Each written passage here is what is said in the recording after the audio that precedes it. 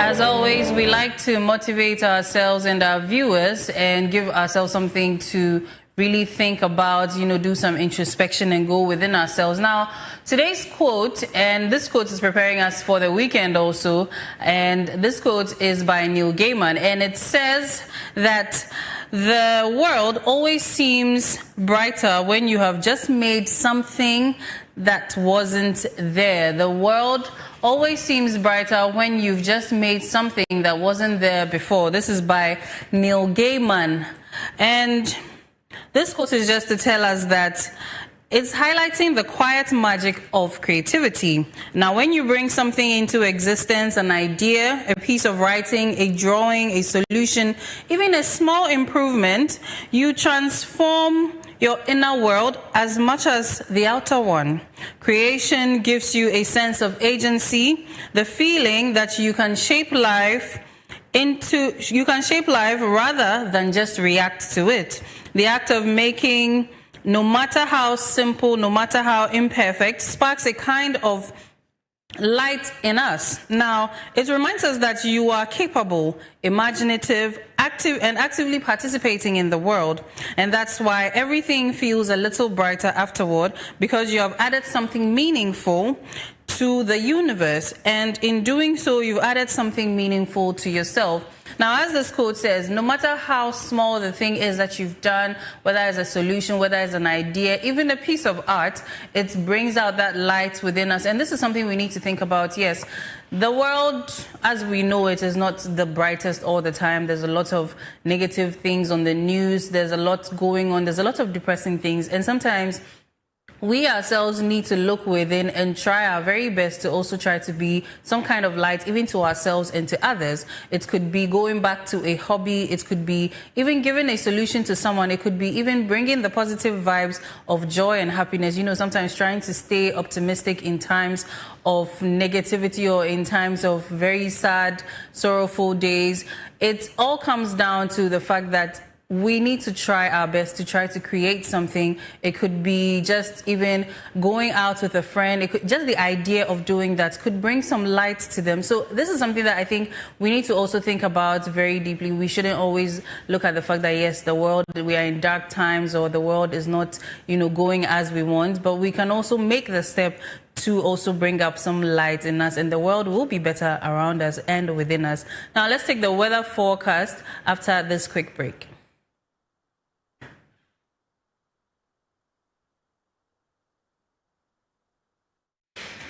Why do people keep distracting?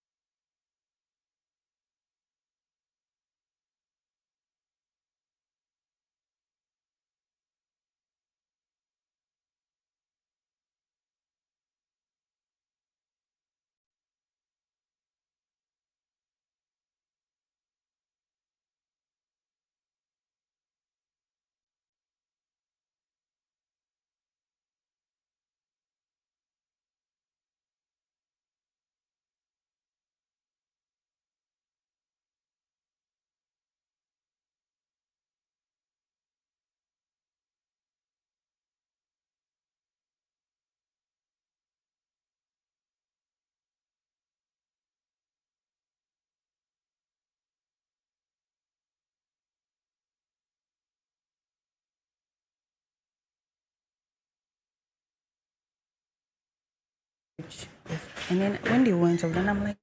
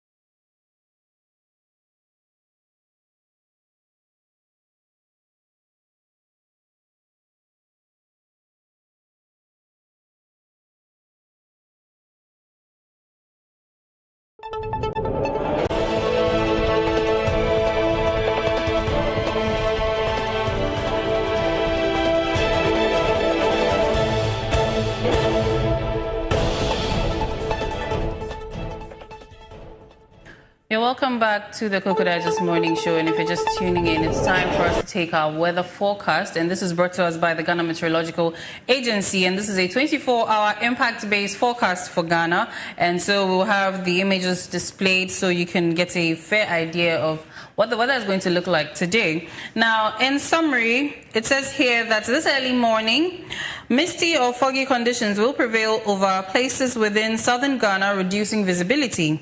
As the day advances, sunny weather is expected across southern Ghana with occasional cloudiness for some places. Localized thunderstorms or rain expected to affect some areas of the coast, inland and middle sector. However, the northern sector will continue to experience varying intensities of the dry and hazy conditions amidst sunny and hot temperatures in the afternoon. It's also key to note that relatively cool night and early morning temperatures are expected over the upper regions.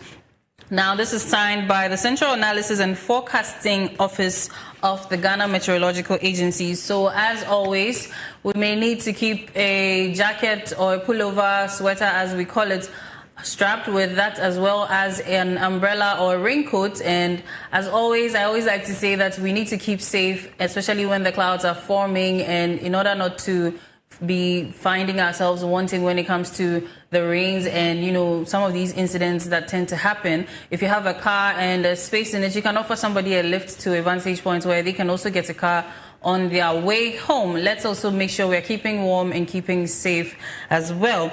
Next is the online and print review with my co-host here. We're having the extended version, so when the phone lines are opened, I will also alert you so you can call in and share your thoughts on the trends happening around us.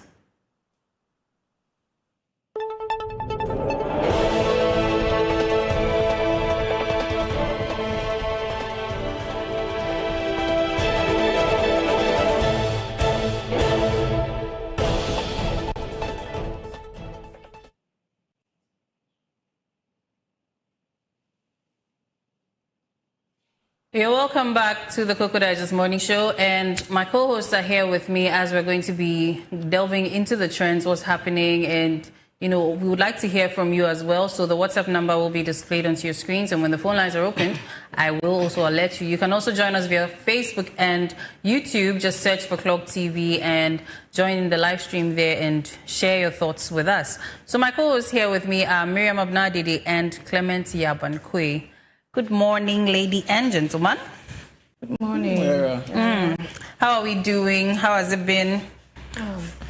Weekend approaches. We are fine. We are doing well. God has been good to us. For us to see another day like this, it is such a privilege. I mean, today is the 11th of December, 2025, and we have like 19 or 20 more days to end this month. To end the year. Today when I woke up, I was just reflecting on, you know, the goodness of God, counting my blessings one after the other, looking at the kind of decisions I made this year. I have been audacious. Yes. Wow. Yeah, so yes. We are hoping that everything goes on well. All right. Clement, what about you? Yara, we thank God. That's what I would say. By His grace, we are still kicking. And last Monday, Tuesday, some unfortunate incidents was about happening, but the grace of the Lord kept us safe and sustained us. So all what we would say is we thank God that He is still keeping us and keeping us safe. That's what I would say. Right. Testimony time. I think maybe one of the shows will have that, you know, towards the end of the month. Maybe my producer will fix something for us to have a testimony time of how far the Lord has brought us in this year, because this year has been a year to remember. Okay. Right. So quickly into the conversation. Let's go straight to the newspapers, your digitalized newspapers, and see what's happening. Before I get to the newspapers to give what is happening, let's look at something that is making waves in Ghana governance and politics. That was on Tuesday. We saw what played out in Parliament, the Parliament House pertaining to the Pandai constituency rerun, of which the minority were actually protesting that shouldn't happen, or that shouldn't even happen in the first place. We're all in black. But as we speak now, yesterday on the 10th of December, Electoral Commission, let me use that word, issued a statement that indeed they've received such communique from Parliament. And on that basis, there's going to be a rerun of that very constituency election. I just want to read the statement. It says that the Electoral Commission wishes to inform the general public that following the Tamale High Court ruling on Monday, 24th November 2025, ordering a rerun of the Pandai constituency parliamentary election within 30 days, and upon receipt of a letter from the clerk to Parliament on Tuesday, 9th December 2025, formally notifying the Commission of the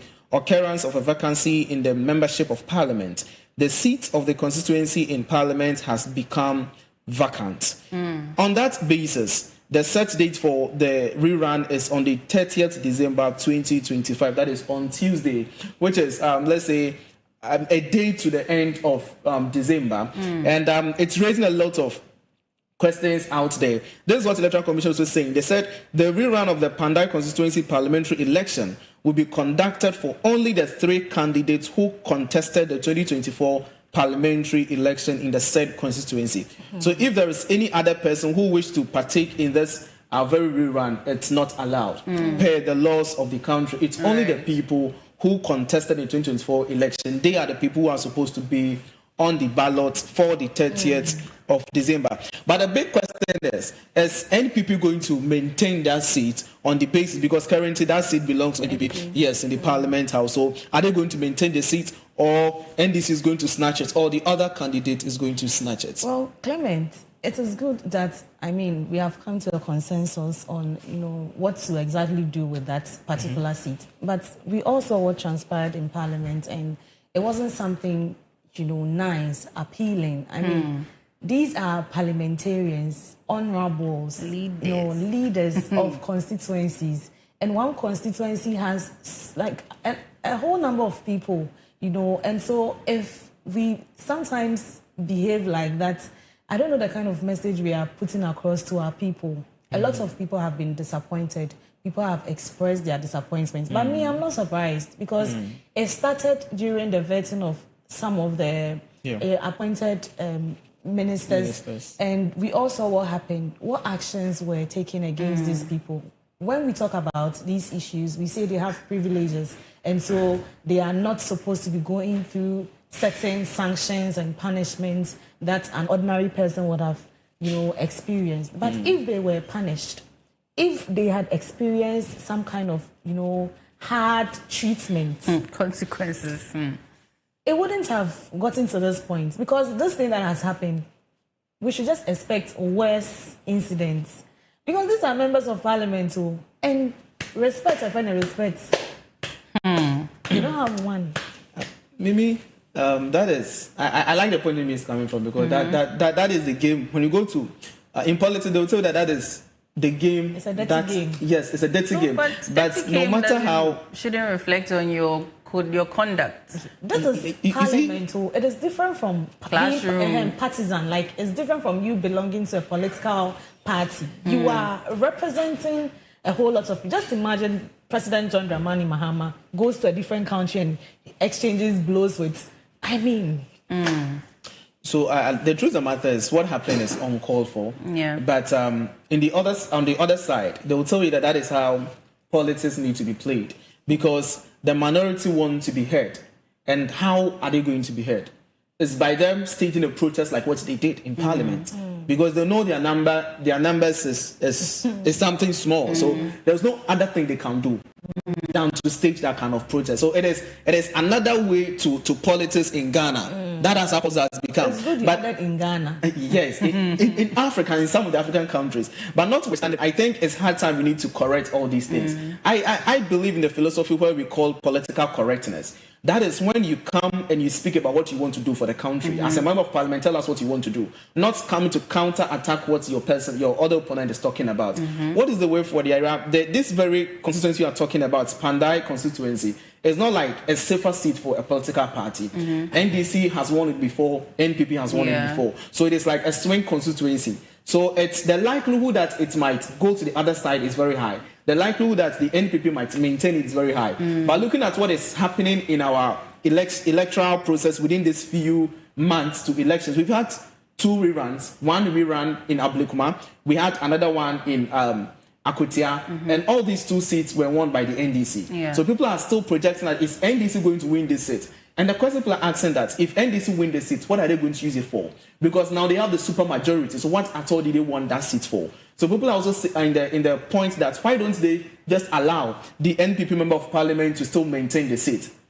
When you go to some members of parliament in the chanting on Tuesday at the Parliament House, some members of parliament from the minority side were even chanting to the extent that they were bringing in the 3rd term of President John Dramani Mahama, that they are of the view that they are doing all this because they want to push an agenda for the president to go a 3rd term, which will be for another conversation. Yes, but on the basis, we just want to set the tone that there will be rerun on 30th of December, and it's going to be between this among the 3 candidates who contest in 2024. So if you have interest, this time around you can't contest. All right. And I'm happy that regardless of whatever happened, proceedings and everything went through successfully. So in other incidents, you would realize that it would have delayed the proceedings. We would have to refer to, other dates and other things. But this time around, Speaker of Parliament stood his grounds and then made sure that, issues that were pending were dealt with. And so we like that part of it. But I mean, we really need to speak against these disruptions in Parliament, especially with the fact that minority were in face masks, concealing their images or, I don't know. But you're supposed to go to Parliament with an open face. So if you have a clear case, you know that you're coming to, defend something that is lawful. Why do you hide your faces? Why? And, this also ends up translating to the citizens, because there used to be a time where we heard that Honorable Adjo Asafo was not the one in Parliament. There was somebody replacing her. And like you're saying, they've covered their faces and all of that. Isn't there a likelihood that they could sneak in somebody to come and cause some sort of damage? And even on their conduct, was it not during the vetting that there was some sort of clash where tables and things, and yet these people were not brought to book? Yet when citizens are also protesting in frustration, we hear of some sort of, what's the word I'm trying to, suppressing by our leaders against them when they themselves are doing the same thing because they want to be heard. But because they're honorable leaders. So if, as citizens this is what our leaders are doing, what does that say to us? Then it means that we too, maybe violence and a lot of commotion is the answer. People don't take them seriously. Me, I would say it. I won't sugarcoat it. We don't take them seriously. Because if you are behaving like this, what should we, the ordinary citizens, do? So Mimi, when you look at the scene, the pictures and the videos we have, some were not. And the big question is, why were other people included and other people not included? I would just leave it here to viewers to digest it themselves. Why other members were part and others were not part. On the issue of the vetting chaotic scene, I remember on the floor of Parliament, the committee, the chair for the committee was probing into that case, came to present their report. So we are just hoping to see the next action the Speaker of Parliament will take. So everybody is expecting everybody. How many months has it been? Yeah. So Mimi, you see, issues like this need to be looked at critically. Even though we saw the videos, we have the pictures and stuff. Someone might say that yes, you saw the video, but yes, why didn't? So I think we need to we need to look we are here complaining of delayed justice for corrupt people, politicians and other things, and we are accusing the Office of the Special Prosecutor for not doing his job and that he's delaying. Meanwhile, these are incidents which has clear evidence. You saw the person carrying a chair. Even the issues with the OSP, there's clear evidence. So what is the delay? So for me, I would say that let's just wait. I know Parliament is a place of order. It's a place that they respect the rules, and it's one arm of government. So I believe that they will do the right thing, and Ghanaians should just exercise patience. Anyways, exactly. I have an exciting news for Ghanaians. I mean, we have a listening government, and we have to also, commend them when they are doing the good things. Last week, just this Tuesday, I sat here and I said that it is always the little things that make our lives comfortable, and that will make your governance so exciting. We would wish you stay on forever and ever. And one of these issues were the issue of transportation. Just yesterday, I saw a video of a driver. Someone took a video in the bus that the driver was returning the passengers back to the station because they refused to pay his price. So let's say, assuming he was supposed to take 5 I think it was 4 cedi 50 pesos, and he was charging 10 cedis. Yeah. So he was returning the passengers, all of them, back to the station, so that Munsan come back to the station. And you see, as much as yes, he thinks he's done something, he still wasted fuel. That fuel could have taken you, collect the normal amount, and take them. And I was happy to see a video of my neighborhood, or where I also get the car from Medina, where you can actually hear the mates loading and saying, this place 10 cedis, and it's like it's supposed to be 5. And with the video things, I was so happy about it, and I would like to encourage us that if you are in the car and they start mentioning these prices, video them. All of you should stand your ground in the bus, because that's what happened. And when the driver was trying to tell them to get down, they said, and you now would also be in the position to decide, should I just take the original price or just take them back? Which one would even benefit me? Because the original price is what you've been taking. You've used fuel to take them from point A to halfway. And that fuel, it means they've not paid for it. You're taking them back. That's double. Instead of, you could have just used that to continue the journey and then take the normal price, you see. And if we don't stand, like we spoke about this, was it on Tuesday, that there's strength in numbers, that if we don't unite against these things, they will continue. And I love that this is coming up. Take video, put it on TikTok, add their car number. We have the video, so let's take a look at the video so it can ginger us, because I'm gingered about this.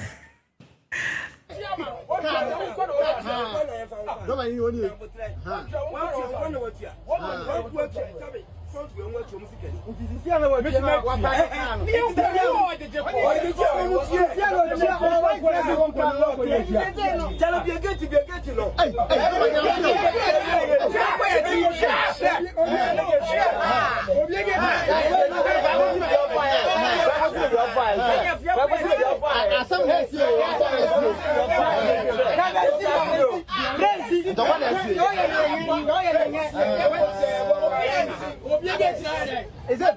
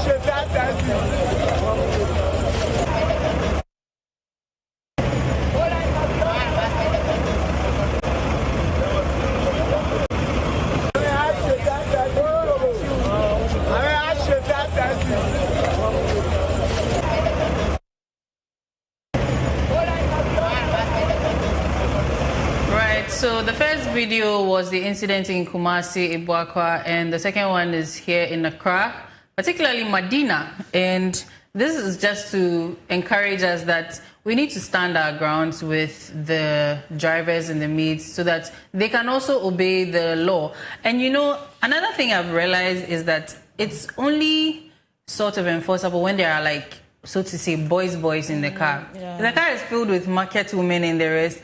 They are seemingly able to still sort of, you know, pressure us into paying as opposed to the boys, because the boys is like, if it gets to a certain point, it will become blows, you know, and they're senior and queen. But the women, they'll talk, the men will still be adamant, and then they'll say, oh, and leave it there. So okay, maybe. Yeah, so I was just, you know, commending government for creating competition for these drivers, because that was one of the solutions that was going to help curb this whole, you know, issue. And now they have deployed, I think, 8 buses to peak points. So places where people are usually found, you know, struggling to get buses, like Accra Central, Circle. Buses have been deployed there. I think 8 buses. And so these buses are going to help convey people from Accra to Medina, Accra to Amasamai, Accra to Kaswa, and then Accra to Tema. So I think, you know, this is a way that is going to help solve the situation. But, you know, we are Ghanaians. There are still some people that will choose convenience over this, even though we don't know whether these buses are going to be taken fares or not, whether it's free. I don't know if it is free. I don't think it's not free. So transportation is a big issue. I know it will get to a point where people will overload those buses and make it so uncomfortable. And so people would still choose the 10 cedis over the, you know, buses that have been provided. But I'm just saying that let us all be our brother's keeper. The fact that you can afford 10 cedis doesn't mean that all the time there was a call for 10 cedis. At least if you can join the bus so that we in a way protest against these drivers, right? And that's today there you can afford it. What about tomorrow? Tomorrow when you can't. Your sister, your brother, your son. Look at what this driver did. He took them back to the station. Yeah. Assuming someone doesn't have the 10 cedis to pay. And genuinely, there are people who cannot afford the 10 cedis. Oma budget into 5 cedis, 50 pesos, 4 cedis, no draw. Yes. Another car they are calling fee. So we have to be thinking around these things. And also, the focus shouldn't just be on drivers, but also traders. Yes, so inflating of their prices, the prices of their wares, especially with the festivities coming up. Yeah. So I think it goes all around. I mean, everybody's looking to make money quickly, but we need to think about ourselves, because the tables do turn. As you are doing it as a trader, the driver is doing it to you when it comes to transporting your wares. Then also someone else is doing it to the driver. It's a vicious cycle we are all in, and it's until one person stops for the domino effect to take place, we are going to keep suffering. Clement? Yes, so I just want to pick it from where Mimi ended on the issue that the government has deployed 8 buses each to these stations. 1, Medina, Adenta, Achimota, Amasaman, Malam, Kaswa, Tama Beach Road. And these places are going to receive 8 buses each from the hours of 4:30 p.m. to 8:30 p.m. The peak hours where the drivers charge or increase their fare abnormally. At that time, there'll be buses over there, and it's 8 buses each. And I believe that, as Mimi said, it's a good call, or the Minister for Transport has done a good thing. Not only that, the Minister of Transport also is saying that they have a national task force to clamp down these activities of the drivers. So moving forward, you'll see a task force out there, and their responsibility to make sure that any driver that charge abnormal prices, they should arrest them according to the law. That is what they are. The Minister for Transport is also saying. They're charging 20 cedis. Accra to Kaswa, 20 cedis. But Mimi, you see, there's another conversation. There's another conversation from some of the drivers and some of the drivers' union. What's the conversation about? The conversation is that we have other, let me say, means of transport. We have the Yango, we have the Uber, we have the Bolt. And this Yango, Uber, and Bolt do charge. When you go to the app early morning like this, on the afternoon, some of them, let's say from Accra Ministries to, let's say, Accra Central, wherever. Like normally it's 20 cities or 24 cities. But in the evening, in peak hours, in rainy season, or let me the word, when it's raining, the amount of 20 cities to 25 cities shoots up to somewhere 50 cities, of which we all could testify. So they are saying that if Ghanaians don't talk about this, then why are Ghanaians talking about this situation? That is one conversation they are also saying. Because if you are not complaining that we trotro drivers charging 10 cedis during the night, and it's 5 cedis you are charging 10 cedis, but you are complaining to that. But what happens to the Yango, the Uber, and the boats, who on other peak hours charge even twice the fare? But we do pay for it. We do pay for that. Is it as a result that people can afford? That's why they don't complain. That is another conversation. About that is why they are not being forced in a way to stop. That should be the perception. The drivers are not being forced to stop, but they are creating competition for them. So the Uber, Yango, and then the boats, if you can afford it, you go for it. If you cannot, provision has been made. Go for the less expensive one. But then there's also the fact that these ride-hailing apps are also, there are applications being used. People are being paid after a day's work, or I think monthly. Basically, they have wages being paid. Now, the prices are calculated based on the distance and then the amount of time that is going to be used in getting from point A to point B. Then there's also the aspect of the fact that the ride-hailing app, is going to be for one person, usually, unless it's a group of people where you can, so maybe all three of us can pitch in and pay. So you are in a private car for yourself, the convenience of it. You can ask the driver, AC Kakrama, all of that. But in a bus, which is public for everybody, you cannot compare the two. Because sometimes, so in situations like when the traffic, or just at night, where people are in traffic and the rest, the demand for the cars gets higher, and then, the supply is lower. So it becomes the highest bidder. This is not to justify it. It is also something that, yes, as you said, attention should be drawn to it, because why should ideally a price of getting, maybe even from here to Tema Station, which is usually maybe 20 cedis, at a certain point it becomes 50 cedis. It's something we also need to actually address. But we need to think about the fact that these are two different systems. So one cannot be the justification for the other. That's all I would say. Okay. The trotro is a private thing. It's not for public. It's not handled by government. But they are regulated by the government. Trotro is private. We have GPR2, Ghana Private Road Transport Union. Yes, but in the regulation, especially with the prices, it is something that comes from the government. That's what I'm also drawing our attention to. Okay, so Uber, let's say this private, other apps is regulated. They have their own means of doing it. The same applies to the trotro drivers. They are also, it's a private. The only thing different from them and the Uber is that the trotro drivers, they have a union. I think Uber also, when you sign onto it, it's a union. You become part of the family. And you can't charge even beyond what the app is charging. That is Uber for you. But when you go to the trotro drivers, they are saying that GPRC have brought a price. This is what you are supposed to obey. And they are saying that, okay, on this basis, we don't want to obey because of what we've realized from this other app that we do have. What is the way forward? The way forward is, I think, the Ministry of Transport need to call all these stakeholders involved, including Yango, Uber, Bolt, GPR2, all these people. Let them sit on the drawing board. What is the way forward? I think one of the way to go is that let's have a system.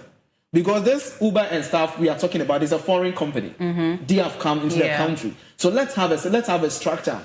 At these hours of the day, if you are charging 10 cedis, then even if it's a peak hour or the demand is very high, still go by this range. You shouldn't exceed that. In as much as we want to protect the life of ordinary Ghanaian from these trotro drivers charging abnormal prices, we should equally look at that angle as well. So I think that is a conversation or the justification some of the drivers or trotro drivers are raising. I remember when the fuel prices dropped a bit, there was conversation that then it should reflect on the ride-hailing apps. Exactly. Since prices have dropped, we also need to see that happening. And I think we saw something like that for a while, but I mean, with time, as usual, these things happen just once and then it goes. But then also, I think there's another key component with this structural drivers issue, which is the shadow boys. These shadow boys, I have seen personally, who sometimes they intimidate the drivers and the mates that I have shadowed the car for. Now, the shadowing is basically that they call for passengers on your behalf. So they go around and drag people to come and enter your car and expect a token. Now, if you bring your bus into the bus stop or the station and you say no shadowing, sometimes they would attempt to fight you just for the opportunity to shadow your car for you to pay for that. Like that. And now they themselves, I think they used to get 1 CD and the rest, but now you give them 1 CD, they don't want it. So they have increased what they want, which is like 5 CDs now. And this is something that, based on how many rides these drivers go for, if let's say they go for 10 rides in a day, where maybe Accra to Medina, Medina to Accra, so 10 each to and from, they are going to be paying this 5 CDs. When you calculate out of their daily sales or daily wages, this is another sort of investment that is more of twisting their arm into it. What can we do about it? Because this is stemming from unemployment. This is stemming, and most of these guys, sometimes you see how their interactions are, and you know these people are undertaking substance abuse. And sometimes they cause so many fights. Some of them, you see them, they have so many bruises on their face. You can see that they've been involved in all sorts of violent acts, and these drivers and mates can't seem to shake them off. So you see that they are also just sort of coerced into doing the same thing, allowing them to just run. So it happens that sometimes the cars will come, you ask them, they won't mind you because they know there's a shadow boy around. Immediately he mentions where he's going, the shadow boy will start shouting and then jump onto your car. If you don't take care, he will go with you to collect your 5 CDs. This is something that is also worrying us. So how did we get to this point? How did we get here? We got here because we started normalizing these things. We started accepting it. And that is how come now. I know one guy who said, Ow, some baby. They are making money from what you are saying. So you have a point. I think government needs to look at how to take them off, because if we are clamping down these buses and the shadow boys are still around, it will continue. They will get tired and then they will stop. Now, Oma Samba back. But I also want to say that this transport issue is not just happening in Accra. It is happening across, especially in Kumasi. And so if we are deploying buses, let's look at Kumasi too. You know, so the Kumasi thing you mentioned, I remember seeing people talk about, even with the ride-hailing apps, that the driver will ask you, the app, what did it say? Then maybe it's 20 CDs. I'll not take 20 CDs. Pay 50 CDs and let's go. If you won't pay, end the ride or cancel the ride. It's like, hey, they are that bold. Yeah. That is what is happening there. Someone sent a comment here. Please let me just read it. So the person is saying, you have to leave home around 4 from Insawam to Accra, because from 5:30 to 6 o'clock in the morning, you will be in a demonic queue and you will regret you were born Ghanaian. After work, it is satanic because it is survival of the fittest. And you can get home around 10 to 11. And so the next day, it continues like that.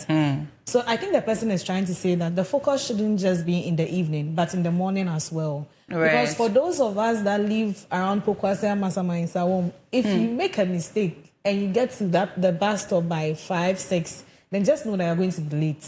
You should get there before 5:30. Yeah.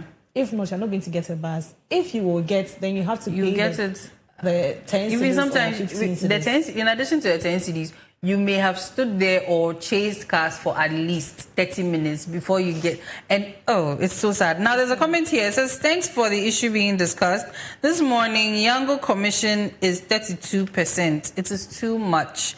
So this is from an unknown number. This was sent via text message. Thank you for your comment. And please do send your comments, send your thoughts to us so that we can also read them here. Let's know what's going on with you, what you think we should, or the government should do about the transportation issues, and even us as Ghanaians, and of course the drivers and mates, and then the shadow boys too. Maybe there can be some, you see, just like the Galamsey thing, the initiative that ended up costing the lives of 8 in the country, where they were trying to start something, an alternative, employment thing for people, responsible mining. So responsible mining, yes. If we can find some alternative, endeavors for these people to get into, yes, they should. There was a point I was coming to raise here is the fact that, in as much as we are talking the call for government intervention in issues like this, let's talk about the citizen as a whole, because we contribute to issues like this. If we say no, it will not happen. But it's like we have no other option than to agree. And as Mimi said, we've made everything normal. We see everything to be normal. What is the way to go? We had buses like the Ayalolo buses, which load somewhere close to Koko board. Yeah.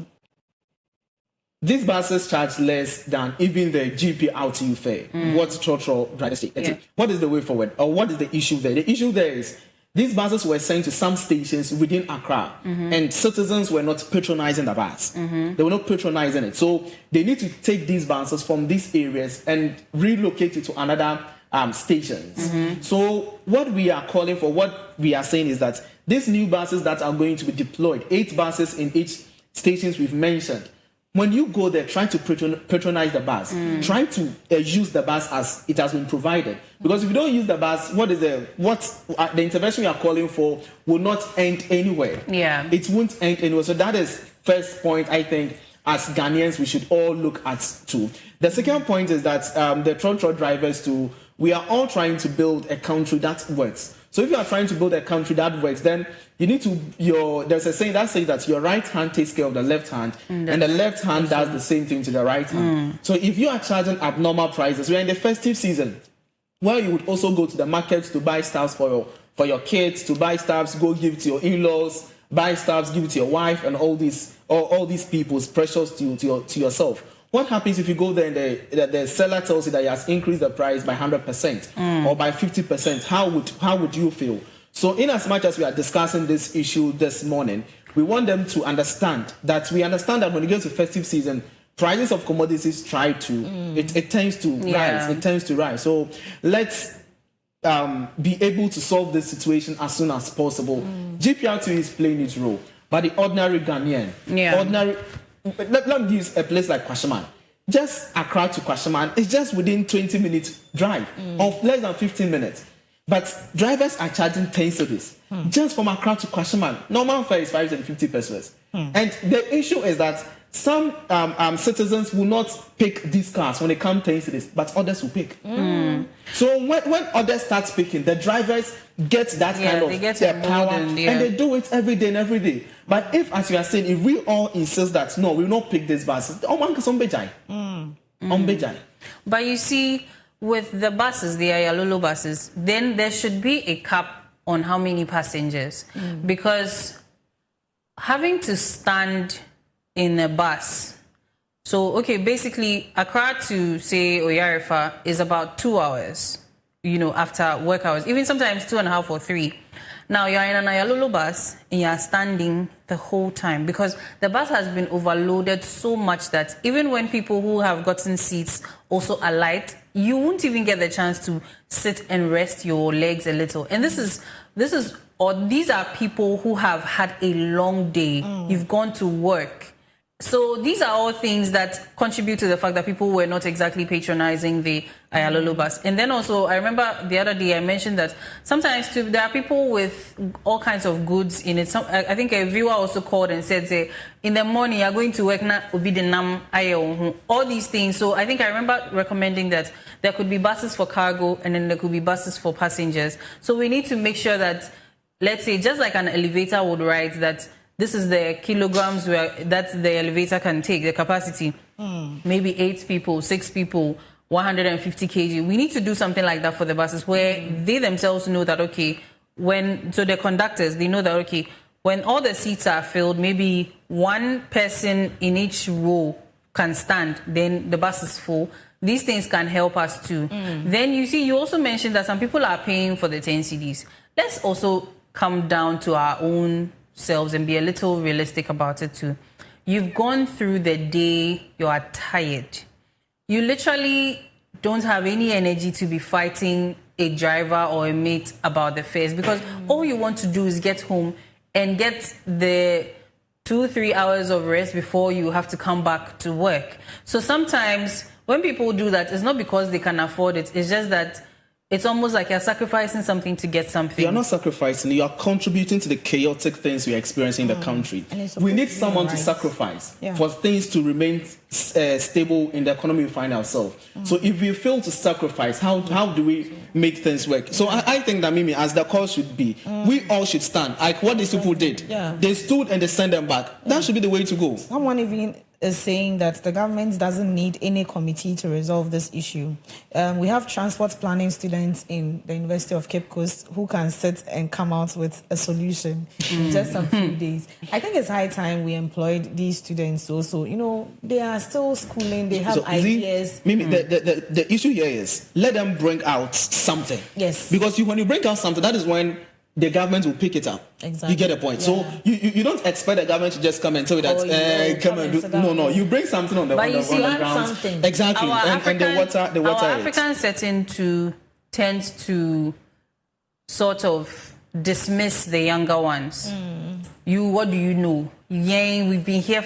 There's a risk of that too. So we need to make sure that these students are encouraged, that they know that, okay, when they come up with these ideas, nobody who is older or from the elder generation would say more than what do you stand to lose? These are things that happen all the time. Exactly. If it is accepted. And I'm saying that the likelihood that these things could be rejected on the basis of you people, school we experience that on daily activities. Things like this in the country has changed. I'm just drawing attention that there's a risk of that too. Okay, on the basis that looking at our governance structure, gone are the days that you see ministers at the age of 70 years, ministers at the age of 80 years. But look at the current regime we have. The governance structure has changed. Look at the President John Dramani Mahama. His ministers are within 50, probably closer to 60, 30 years. We have 40 years. So that should tell you that there is a call that youth should come up. Bring up something. If only what you are bringing up is tangible, why not? They will buy into it. Right. But if you bring anything, they also treat as anything. Okay, so now we have another comment. This is from the previous commenter. He says, all these apps are for foreigners. Government has to come in to help us. Helping ourselves is key. Thank you so much for your comment. Now, the phone lines will be opened right after a quick break. But before the break, let's go into our newspapers, the digitized newspapers. Then we go for the quick break. Then when we come back, phone lines will be open so we can hear from you and share your woes with us, share your suggestions with us so that maybe the listening government might give us an ear. I have the Daily Graphic. Yes. And Daily Graphic, there's a very interesting story. The front page, the main story says that calls for scrap of OSP premature. That is, scrapping office of the special prosecutor is premature. Who is saying this? President John Dramani Mahama. He's saying that President Mahama declares demand speeding up of prosecutions rather than the scrapping of the office of special prosecutor. There's another story which says that dangerous metals found in food and cosmetics, page 13 of the Daily Graphic. It's all as a result of this illegal mining or galamsey activity. When you go to page 16, you'll see the story of EC set December 30th for Pandai parliamentary election rerun, as we talked about earlier. Another interesting news out there, it's a good news for the business community, who says that President assents to COVID-19 repeal law, meaning that the 1% tax element has now been scrapped off. There was just the down there when you go to page 16. He said that economy expands by 5.5% in quarter 3 of 2025, of which details of that story will be given during the business news. Bayara, the interesting one here for me is the calls to scrap OSP premature. A lot of people are calling that the Office of Special Prosecutor should be scrapped off because we have the AG, we have the IOCO, we have the SHRAC. All these people mandate is just to look into issues of corruption and all related activities. So why do you create another office of special prosecutor in the year 2017, of which currently as we speak, 2 members of parliament are working on a private member's bill to scrap the Office of Special Prosecutor. That is the Majority Leader of Parliament, Honorable Mahama Yaruga, and the Majority Chief Whip, Honorable, I think I'll get his name, that is, I've forgotten his name, but I remember his name. So these 2 members of Parliament are personally financing the scrapping of the Office of Special Prosecutor. But the president says no. But we should expect the OSP to rather speed up the prosecutions, of which I think it's a good call, because there are lots of things OSP has started looking into it. And people ask the question, we have not gotten the final result of any of them. Yeah. So if all the cases, let's say the 50 cases, they are looking into it, and today we should scrap the office off, then you're going to start the case all over again. But I think the president is saying that the cases OSP is looking through, if they should give me a limit. Then someone will also say that the mandate for the office is not well defined, because if we are saying we have the AG, we have Yoko and the rest, these are all offices that operate on general issues, anything that surrounds corruption. But you are saying Office of the Special Prosecutor, so it means there should be a special case that needs special probing. And if an office like this is set up, then that should be their mandate. That's what I think. Maybe the mandate is not well defined. And the Office of the Special Prosecutor is something that stems from the Attorney General's department. Exactly. The appointment is made by the Attorney General. And if, yes, we have all these institutions, why don't we rather bring them together where they can also aid in, some of these things? Because, I think, let me use Cecilia Dapa's issue. There was an involvement with EOCO too. Now, whatever findings EOCO made, wherever EOCO's powers end, maybe that's where OSP too could come in. Then, getting findings where now, let's say, all the details that EOCO has been able to gather, it's now OSP is also going to find their own. No, why not work together, liaise with all these institutions to make the things, fast track it, So, on this basis, there was another story early, I think, last month, which talks about the Attorney General Office wanted the findings of the case of former finance minister on his corruption allegations. But the OSP seems not to present those kind of findings to the Attorney General, of which the conversation came up. So people were wondering, why are you not releasing such information to them? But as for me, I would say that they should give the OSP time to deal with the cases he has on his table. I think we want to speed up the court system in the country. So just give him some time. Let him look through it. If he's unable to bring us the results or to give Ghanaians the results, then if you think you want to change him or scrap the office, fine, you can go. But now, as people are saying and President is saying, they should speed up. The other time I was saying that it's just like a hospital. There are sick people in the hospital, and you want us to close down the hospital. What happens to the sick people? The issue is not the office. Maybe it is the leadership or the whoever is leading. It's not supposed to be the office that we are closing it down. Let's look into it. Maybe there are issues they are not even coming out to say. Like I said, maybe there's smoke somewhere, and certain people want to get ahead of it. Going to your newspaper quickly. Let's do some entertainment news as we have the graphic showbiz for today. And Raskuku, as we all know him, dancehall artist, is saying rivalry choking GH dancehall. So there has been a few rivalry issues with the dancehall artists in Ghana. So that's what he's saying. Kwesi Abuaje, the man Mike legacy, on page 10, you would find that there. And we have an interesting story down there that says December in Ghana is deeper than parties. And this is coming from the Ghana Tourism Authority. And they are saying that with December in Ghana celebrations in full swing, the Ghana Tourism Authority is calling on patrons and event organizers to widen their focus beyond the concerts and entertainment-packed events that have come to define the season. The authority is explaining that while these activities draw large numbers of visitors into the country, Ghana risks missing out on equally important issues. And so that's what we have there. I think business-wise, they are just advising or admonishing business people to think, outside the box. People are coming to have fun. It is all about entertainment and all that. But what are we doing to get money from these people? Because they are coming with dollars. They are coming with, nairas. They are coming with safers. They are coming with a lot of money. Bounce. So yes, this December there's fully packed. I mean, events back to back. Yeah. I think starting from about 15th down to 31st. No, 13th. That was 13th. Oh, yeah. No, but that Lumba's funeral is supposed to be a solemn. Going to cry? Hey, you are not going to mourn your legend. We here. I think, Mimi, December is a month that business fraternity really enjoys. Sales goes up. And I know a lot of people will take advantage of this very initiative by the previous government. That is December in Ghana, where all the people living outside the countries would come back, because enjoying December in Ghana is like being in heaven. That's another thing I would say. With all this traffic. Exactly. December in Ghana is like being in heaven, because myself on 26th, where we are traveling to, is going to full of fun. So I think that's a lot of what people are going to do. And it booms businesses. Exactly. And I think business people need to take advantage of this.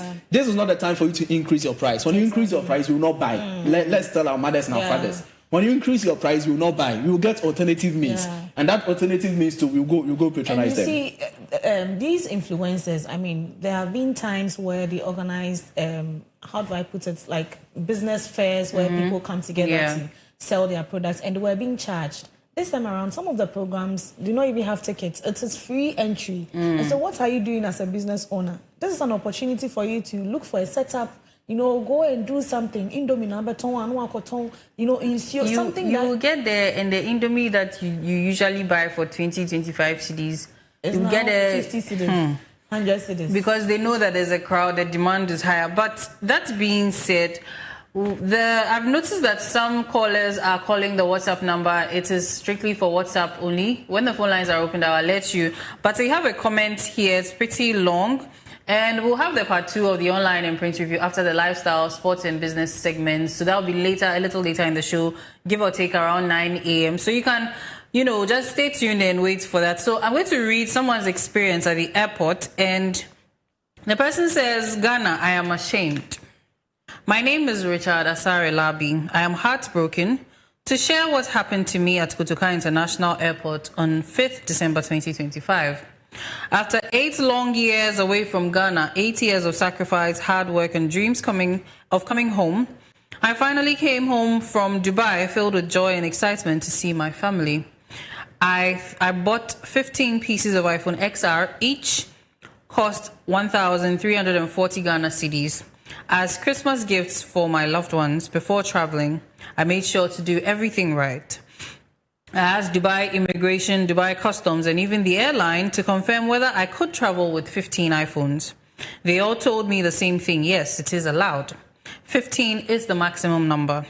But the moment I arrived in Ghana, a customs officer named Mr. Sasu forcibly seized my bags, scattered my belongings on the floor, and told me the phones had been confiscated unless I paid 12,690.63 Ghana cedis. I explained over and over that these were gifts, but nobody cared, nobody listened. They still detained me for 3 hours, wasting my time, humiliating me, and ruining the joy of coming home after 8 long years. I had to call a friend to borrow the amount or would be stuck at the airport with my luggage seized. What hurts even more, the white travelers before and after me and the Ghanaian travelers were not questioned at all. They were greeted and allowed to pass freely, while we citizens of our own country were treated like slaves and criminals. This experience ruined what was supposed to be a joyful return home after 8 years. Instead of being welcomed home, I was extorted, humiliated, and forced into debt. I am deeply disappointed and saddened. We cannot continue like this. Please help me call the Ghana Revenue Authority, Customs, Immigration, GACL, and relevant authorities to investigate and refund this unjust charge. No Ghanaian should suffer this kind of extortion and discrimination in their own homeland. We deserve better, and the poor and average Ghanaian deserves better. Now, this is an experience of somebody who just, decided to come back into the country after 8 years. And, I mean, this is to give us something to think about, especially with our systems. So when we come back for the part 2 of the online and print review, we'll talk about this deeper. We'll go into this conversation. So this to ginger you a little. We'll talk about immigration issues with regards to Israel our foreign relations with them as well. We talk about we'll go into that. Yes, Ghana Water Company and even NIMOS as well, and we'll have a conversation with environmentalist Dr. Darrell Bosu, and talk a little more on the Galamsey issues as well. But for now, we'd have to wrap up the part 1 of the online and print review. Clement has Yes, I have a comment. This is from me, Doreen. Doreen says that I love the discussion, especially on the transport topic, because I've been a victim. Yes. Right. Thank you so much. And she said we've handled very well, and she's so great for watching. Thank you for your comment as well. Up next is the lifestyle segment. Before we go, Miriam, can you give us a brief overview of what to expect in the lifestyle segment? Yes, Yara. So usually on Thursdays, we like to, spice the morning show on a lighter note by bringing artists on board. And so today we have an upcoming artist, and he's going to tell us, how it feels to be an independent artist doing so well in the music industry. And so our viewers should, watch out. So what does it mean to be an independent artist? Is it that you are not signed to any labels, management? You're just handling yourself? Maybe. Yes, businessman, take us.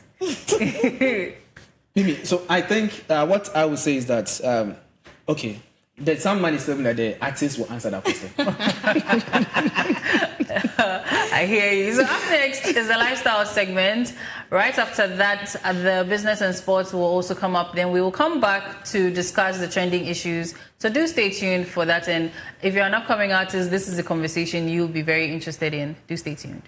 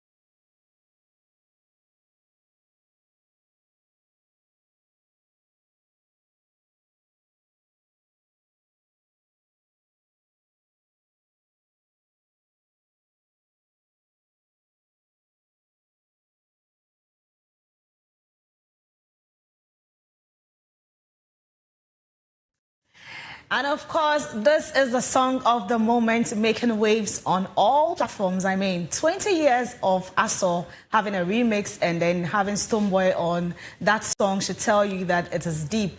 You know, my artist in the studio was even testifying to the fact that Stonebwoy is the man of the moment, not the other one. So what is it? Anyways, what a beautiful way to welcome you back to the Koko Digest Morning Show here on Clock TV. And so we are about to spice up our conversations with an interesting conversation, you know, from the perspective of an independent artist. We are here to find out how they are coping, you know, how they are, you know, evolving in this music industry in Ghana. And I have with me a very handsome young man in the studio, and he's going to help us walk us through his journey as an independent artist. We are streaming live on Facebook and also YouTube, and so you can get interactive with us via streaming platforms, and also send us a text to our WhatsApp number, which is displayed on your screen. I am Miriam Abena Adede, and I have with me in the studio today, let me just take my time and mention his name, XX Kobe. When I saw his name, I was like, XX, I said, X, what sound at the Kobe? Yeah. You are taking me back to the days. Hello, Kobe. Hi. You're welcome. Oh, thank you. Why XX Kobe? Okay. Why didn't you choose any other name? Okay, the XX is just an abbreviation of using the word SS. SS. So SS, like something in SS. In SS. Oh, yeah. Okay. So just to say my art is in an SS form, so you understand. Like I have it in. A broom is so you understand. So like I came from a different direction, you understand. So the XX is there for SS. Oh, okay. But it will become something long, so I have to abbreviate it. Since SS. I'm in the art world, yeah. I still have and to it makes sense. It makes sense. Exactly. I mean, when you were coming today and I saw the gang you came with, I was like, hey. Now, art is not working. Like, you guys came in your numbers. You came with your boys. Yes. It's almost dawson. A big idea.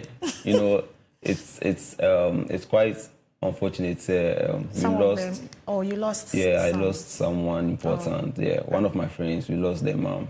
I think last Friday. So. Because of that, he couldn't make it, and most of them couldn't make it because of that. So, okay. I said, some will be looking behind, and we will take the lead. I know they are watching. Exactly. Okay. So you are an Afrobeat artist. Exactly. You also mentioned you are a songwriter and a performer, yes, and you were trying to explain to me. I'm Mr. Chain. You call air. No, I explain it. So, explain to us, what does it mean to be a performer and also a songwriter? Oh, okay. So, you know, we have people who really can't sing. You know, they are not good at singing, but they can write a song and they'll sell it to people who sing. You understand? So just like the way the performer is also, you know, there are some people who also can't really write their own songs, but they can do something.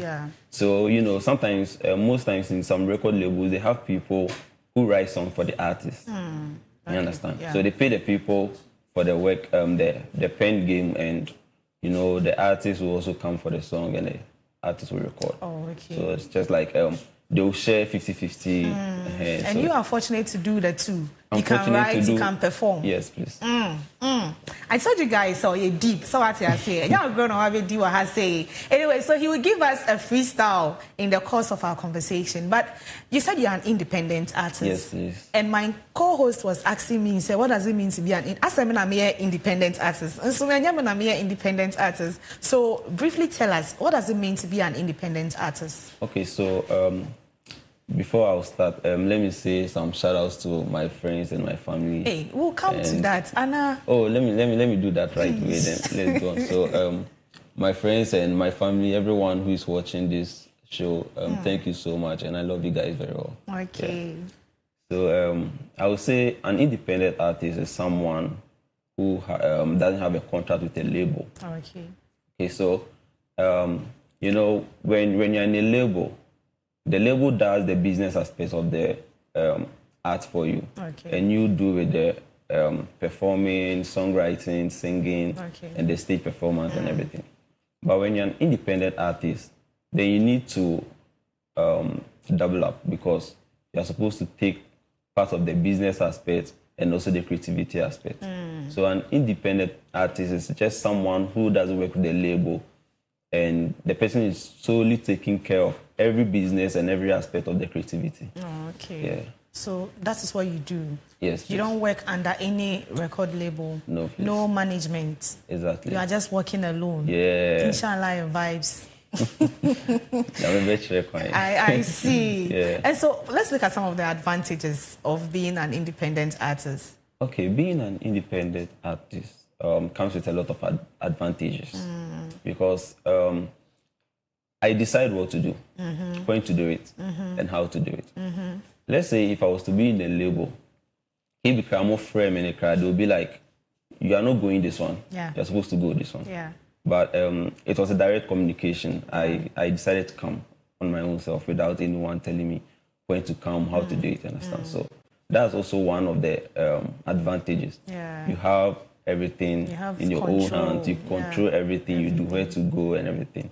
And also, when you're an independent artist, and if you happen to have your time, your shine, you know, all your monetization comes to you directly. You know, it doesn't pass through the hands of anyone. Yes, so when you're an independent artist, anything that you gain out of your art comes to you directly. You don't have any share holder or anything, someone who is going to take part of the thing. So everything belongs to you when you're an independent artist. But don't you think sometimes you need somebody to direct you? I mean, someone to hold your hands, where to go. You know, this industry is very broad. I mean, what to do at what point. Don't you think you need someone like that? What you're saying is right. You know, sometimes when you give some of the work to people, it helps you focus on some aspect. You understand? And when the work is all on you, then it means that you have to do it fast, like shabu shabu. You know, and you know, when it happens like that, you know, sometimes you don't come out with the best. Yeah. Yes. But anyway, when you can do it yourself too, I will say you should go ahead and do it because, you know, when you belong to labels, sometimes it also comes with some disadvantages. You understand? So, okay. Yeah. So, viewers, I know you'll be wondering, say, we're artists now. Okay, so we have a few excerpts, you know, from his clips, and you know, let's take a look at them. Producer, can we have them displayed on the screen so that we can see XX Kobe?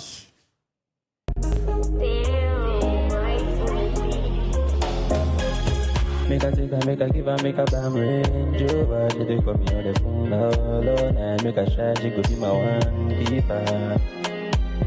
Anytime I do her body, she they be like, oh, so nice. If I bell she go push her come closer. Make a lover one more time. One more time. Oh, baby, the way they got the way. Oh, baby, the way they want to for me. Oh, baby, the way they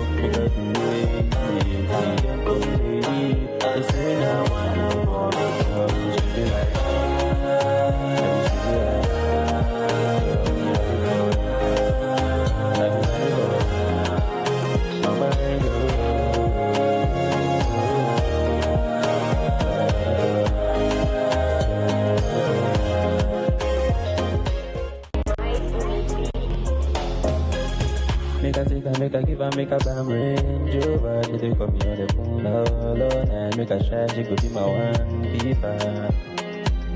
Anytime I see her body, she they be like, oh, so nice. If I bell she go push her come closer. Make a lover one more time. One more time. Oh, baby, the way they got the way. Oh, baby, the way they want to for me. Oh, baby, the way they got the way.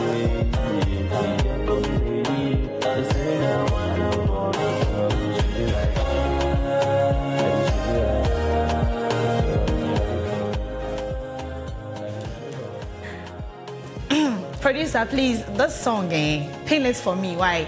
Pin this song for me. Pin it. Oh, your song is so nice. Thank you so much. Madam, what's on your mom? Yeah, sure. Because it was just the beat, but it has this vibe, you know. Yeah. And then there's oh baby, my answer lyrics, no, my answer lyrics. Okay, so this is the lyrics. Make her take her, make her give her, make her buy Range Rover. She dey call me on the phone all night. Make her strike, she go be my one keeper. Anytime I dey her body, she dey be like, oh, so nice. If I bell and she go push her come closer. Make her love her one more time. Hey. Oh, baby, the way you dey walk make her crazy. Until you call me lady, the way you dey wind up for me. Oh, that song is so nice. Yeah, thank you. I like the oh baby. So you see, if you're able to produce a song and at least somebody hears something, like somebody can relate to something in the song, like the oh baby, no, a chick, what did I say? Yeah, sometimes it's very necessary when you are creating your music. You have to make space for some catchy or moody places for people to relate. Yeah. Though you have your verse, you have what you want to tell them, but you know sometimes you have to let the sound, the rhythm, and everything have to like take some movement to the person so that the person won't be dull just listening to what you are saying. The song is very dope. Yeah, seriously, producer, on the more serious note, put it for me. Why? So let's look at how challenging it is to be an independent artist. Okay. I know Sobeka says Kasem, but most definitely. Yeah, most definitely. Okay, so as an independent artist, you go through a lot. Yeah. Okay. Because not only the aspect of the financial aspect, but the creativity aspect. Yeah. Okay. Because as you see me like this, my talent is the music, the pen writing, performing. Yeah. But when you're an independent artist, you know, you don't have the funds to hire someone to take videos of you all the time. Understand? So sometimes, even when you are going on set, you have to try to image down everything you are going to do there. No one is there going to select what you are going to wear for you. But I would say probably today I was most... I even wanted to talk about it. I was fortunate the answer her crowd. I was most fortunate. I wish we can give him a close up from the shoe, no? It's,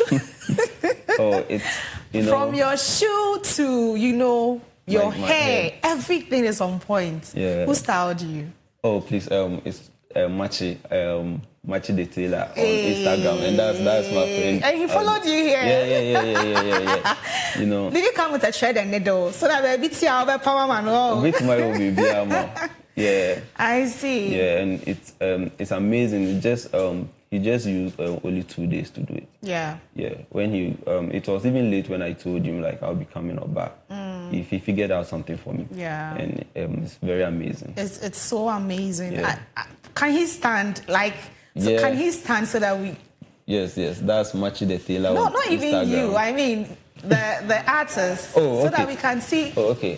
So this... Yeah. Yeah, it's so nice. Thank you so much. Okay. Thank you. Back to challenges. Okay, so as I was saying, you know, not only the financial aspect, but the creativity aspect. So when you are going on set, you have to find what you wear, what you are going to do there, your times. Even sometimes getting the cameraman on board is difficult. So you have to get help from friends. So sometimes, you know, I go with my friends all around to take me the videos and things. You understand?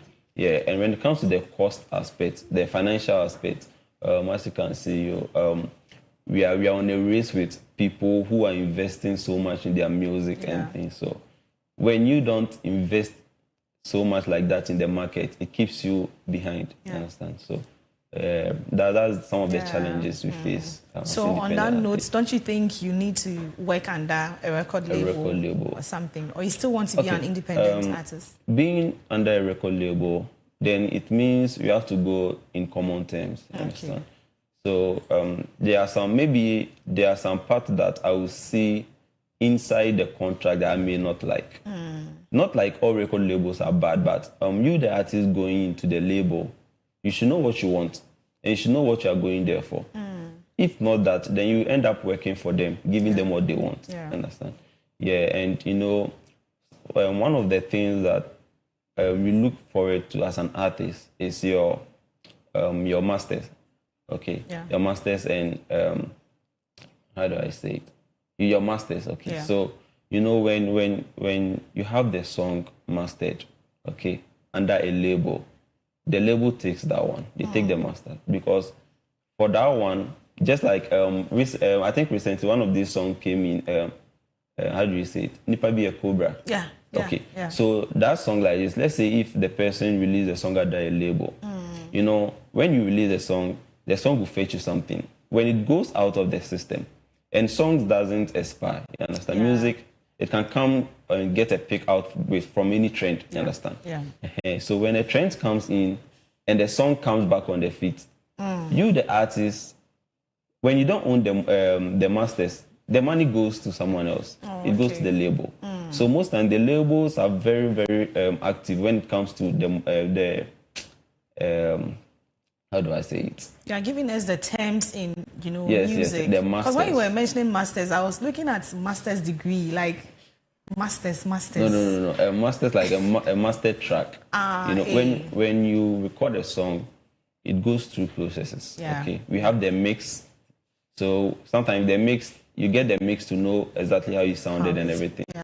And the masters is the full and complete track. Okay. But let me take your view on this. I usually ask most of the artists who come here, what do you make of Ghana music industry? How do you see it? Is it doing so well?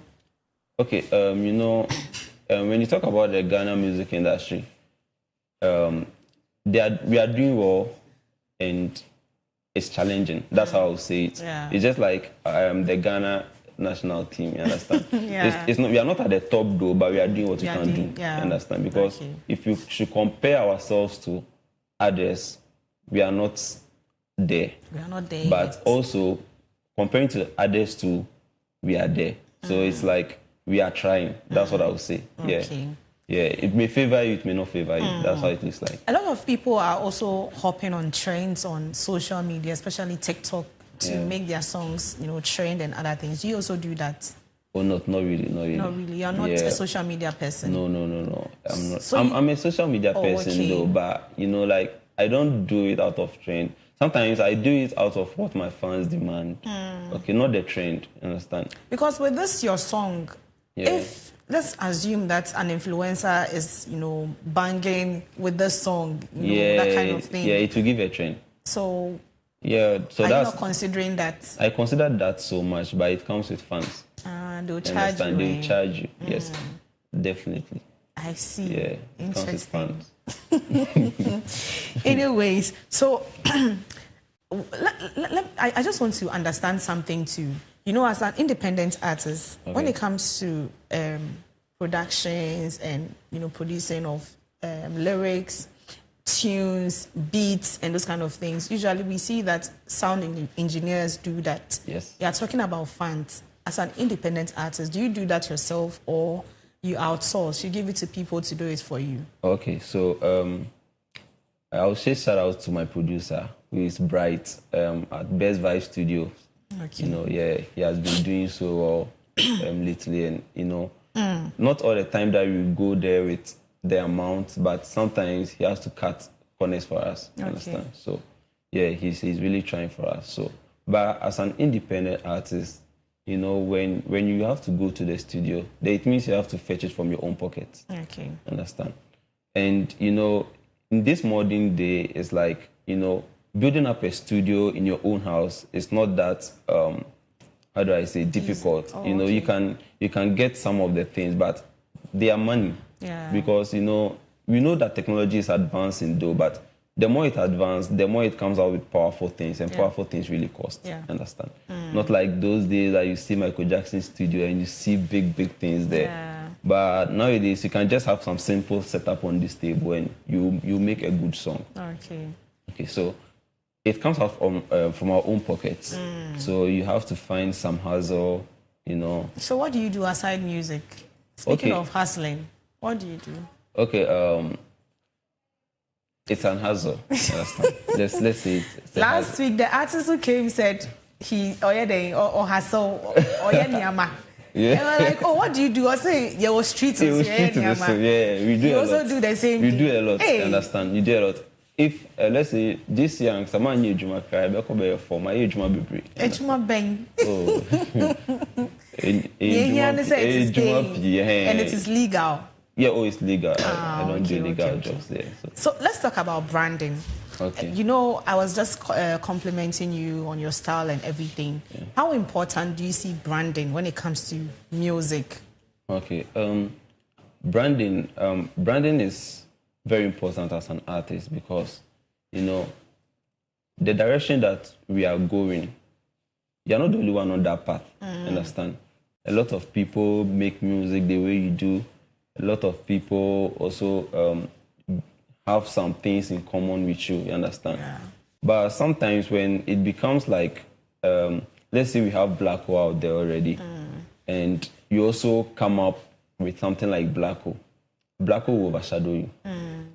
So your work won't work, you understand? So the branding is the aspect where you have to look different, come up with something different, you understand? So what do you do differently that you know, makes you unique? Okay, so as myself, SS Kobe, you know, I'm very versatile. Okay, when it comes to my music, I don't only do Afrobeat, I do drills, I do Afrobeats. And so sometimes in my music, I blend some instruments that makes it sound different, you understand? So sometimes after the music, then we even try to find the genre, understand? Because we blended some things that, you know, so one of my motives is always to find something new in the market. Understand? Yeah, so it has been one of my... Have you done any collaborations with any A-list artists? Not yet. Not but yet. You're looking forward to I'm looking forward to. Okay. Because in this industry, collaboration is very, very good. Because, you know, not only that when you collaborate, it gets your songs out there, but when you collaborate, it's like me getting to pick your fans into my fans, you understand? Exactly. So I tap from your fan base. And aside from that, you know, in the music industry, you have to make friends. And I don't think two enemies can collaborate and make a song, you understand? So before the collaboration comes in, then there is a bond, understand? And the more you bond, then you get more people on your side. And so this one knows this one, this one knows this one, this one knows this one. So who do you want to collaborate with? Oh, okay. Mention 2 names. 2 names. Okay, so I think in Ghana, one of my favorite artists of all time has been Kiddy. Hey. Yeah. Okay. And then who? Stonebwoy. No, please, Shatawale. You are mentioning Shatawale here. Yes, please. Yes, please. Shatawale. No wonder you were giving me bombastic side eye when I was, you know, hyping Stonebwoy. Hey. No, like, you know, when you play the song, I was like, Stonebwoy is really good. You understand? Yeah. Nipaya Adia Osayi, you understand? Stonebwoy is good. Nanso, but. Nanso, Beto Shatawale. Okay. Yeah. Okay, so if you have any advice for any, you know, upcoming artists, you know, watching us today, what would that be? Okay. So I will say this out of one of the mistakes I made earlier when I started the music career. You know, when I started from school. I'm a Tech. I'm a Samai, and you know, I started with some of my friends. So I'll say shout outs to Chrissy Vibes, Kwame Jenna, Treasure. I don't know if you know about Kwame Nat. Yeah. Okay, so Kwame Nat too is my friend, and Betty Cow. So we were those gangs in the school by then. So yeah, you know, when you started, we didn't really know about the marketing aspect and the promotion aspect. We only thought like when you make the music and you upload it out there, it's going to source out when it's good. But we didn't know that no matter how good a song is, when you don't promote it or market it, it doesn't. Yeah. So most of the artists make this kind of mistakes when releasing their song. They don't make strategies. They don't plan their release. They don't plan anything. They just release them. Every day they release, and it's not going through. It's not like you're not good, but you know, in this industry, you need a plan. Yeah. So I'll tell the artists who are coming that, you know, they should come up with strategies and plans to help them come up there. But how do you promote your songs? You as an individual, how do you promote your songs? So as you know, TikTok is here for us. TikTok, YouTube. So for now, when because of the financial, I have to be more concerned with my reels, short videos, contents, so that my fans can reach me out, because with the media, you can just make it overnight. Yeah. Even with TikTok, just one trending song, video or something, then you're out there. So for now, all my resources are into my social media. Okay. And yeah, so I've been active there. Where can we stream your songs? Okay, so if I just said I should mention them, I don't think we will leave, because you can find my songs on all streaming platforms. All streaming platforms. All streaming platforms. The name is XX Kobe. XX Kobe. Okay. Yeah. I think recently I came up with the All For You, and I'm looking out to by February I'll be releasing a new song called Midnight. So yeah, the Weather Midnight. So that's shout outs. You've given so many shout outs already, but last one. Okay, so I'll say shout outs to Abuaje. Yeah, he's I am Abuaje on Twitter. Okay. Or we say X. Yeah, he's also one of the guys who are always supporting me. Okay. And I'll also say shout outs to Daddy Jones. He's not here today, but he's also having a funeral, so he couldn't make it. Okay. But I really love you guys so much. Okay. Yeah, thank you. Okay, thank you so much. XX Kobe is an Afrobeat and Amapiano artist. Are you an Amapiano artist? Yes, I do Amapiano too. Hey. Okay, so he was our guest for today as we discuss the rise of independent artists here in Ghana. I hope you've been informed. Please do stream his songs on all streaming platforms and let's support him. He's doing so well. Let's sign out with one of his songs, and then business segment will be on standby. Guess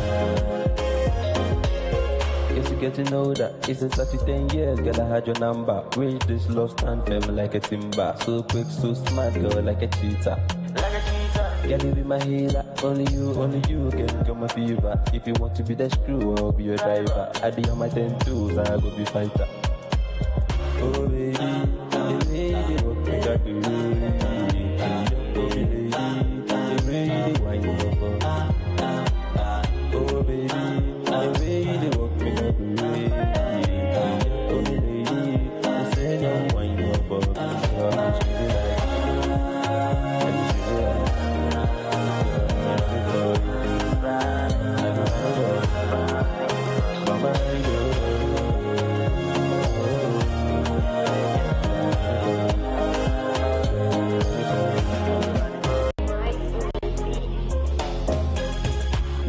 Make a give her, make a bam range over. They call me on the phone all night. Make a shine, she could be my one keeper. Every time I do her body, she they be like, oh, so nice. If I balance, she go push her come closer. Make a lover one more time. Oh baby, the way they walk me got the way. Oh baby, the way they wind me up.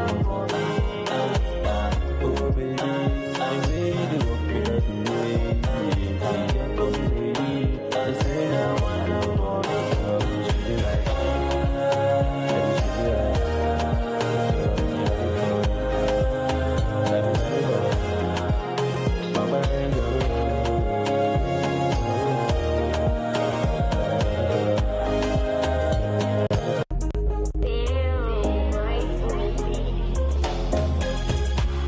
Make a give her, make a bam range over. They call me on the phone all night. Make a shine, she could be my one keeper.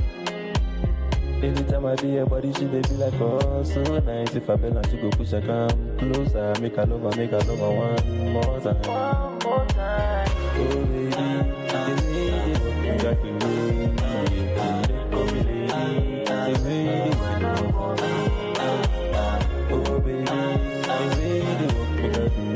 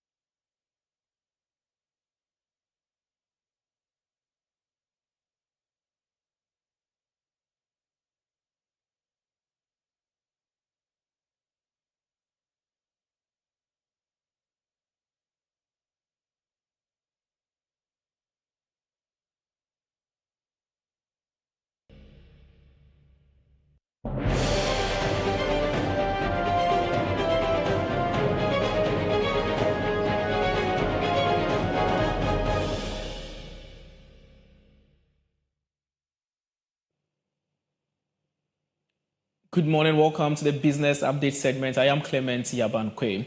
Now, onto our stories. Growing festive season demand for foreign currency is adding renewed pressure on the Ghanaian cedi as importers rush to secure dollars, pounds, and euros for Christmas trading.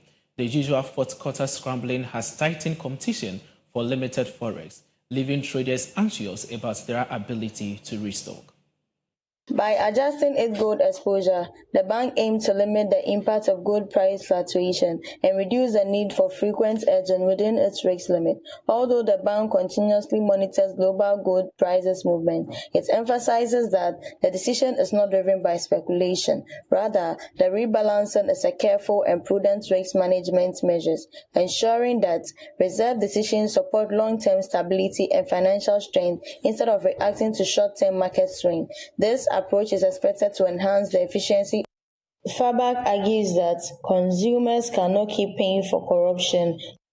The Treasury eventually accepted 6.95 billion Ghana cedis, confirming strong demand for short-term government security. Away from that, Finance Minister Dr. Kesowa Tuforsan has urged the Ghana Revenue Authority to set up domestic revenue mobilization, stressing that economic recovery should now rely on better tax collection rather than constant tax hikes.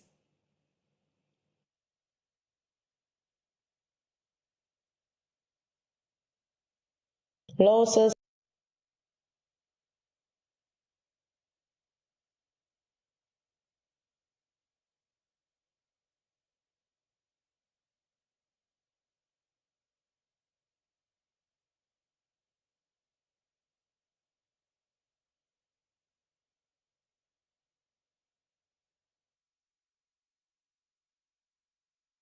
On our final story, Ghana's economy grew by 5.5% in the third quarter of 2025. According to the provisional data from the Ghana Statistical Service, non-oil sectors expanded by 6.8%, showing steady economic activity. Treasury eventually. Agriculture led growth with an 8.6% boost, driven mainly by crops. Industry inched up by 0.8% after last year's decline, though oil and gas contracted sharply by 14.1%. Services remained the largest and strongest sector, growing by 7.6% and contributing about 40% of total output.